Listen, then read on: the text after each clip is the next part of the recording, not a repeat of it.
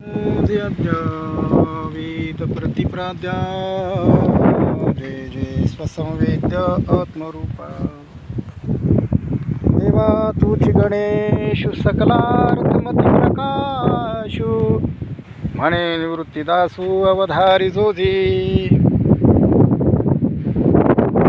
शब्द ब्रह्माशेष येची मूर्ती सुवेश वर्णवपु निर्दोष निर्भित्वसे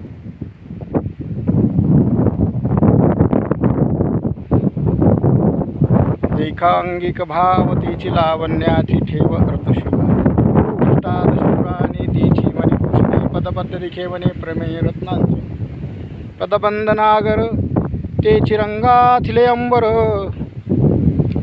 अशा प्रकारचं ज्ञानेश्वरांनी ज्ञानेश्वरी लिहिण्या अगोदर गणेशाचं स्तवन केलेलं आहे.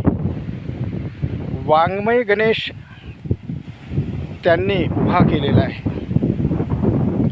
तेव्हा तूच गणेश आहेस, तू सगळ्या ठिकाणी सारखाच आहेस, ओंकारही तूच आहेस वगैरे वगैरे. कीर्तन सेवा देत असताना काही गमती जमती घडत असतात.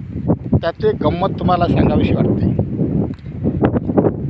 एकदा गावातील तरुण एकत्रित आले आणि त्यांनी ठरवलं की महाराजांचं शिवजयंतीला कीर्तन घ्यायचं.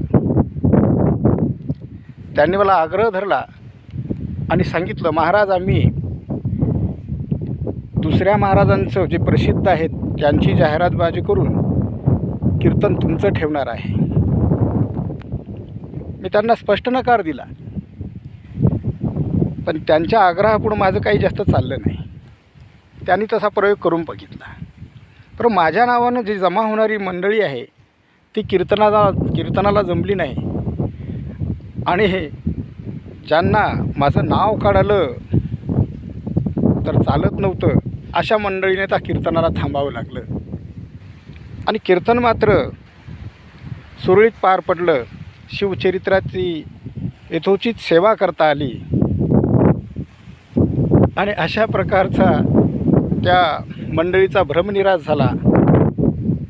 जे नको होतं तेच पाहायला मिळालं. धन्यवाद. जय महाराष्ट्र, जय शिवराय.